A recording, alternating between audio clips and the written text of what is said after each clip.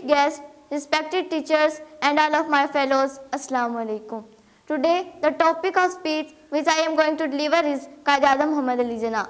There are so many great personalities, but I like Quaid-e-Azam Muhammad Ali Jinnah. A person who was not only a man but a whole institution of truth, honesty and sincerity. He was born at rich and admired family in Karachi.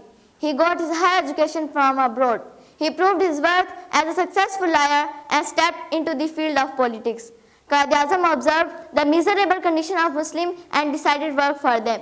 He presented two-nation theory in so effective way that the each corner of subcontinent resounded with a single sound.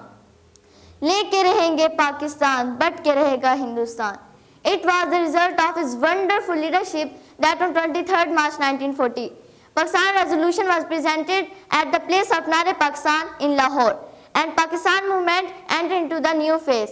Then the sound to get Pakistan converted utmost passion of Muslim community in subcontinent.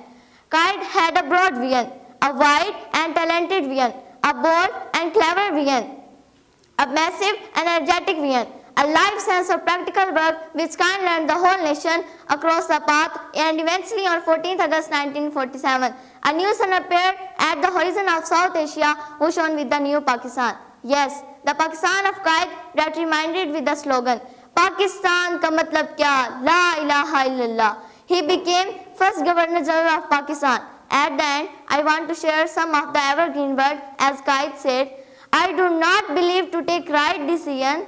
I do not believe to take right decision. I take the decision and make it right. Thank you very much.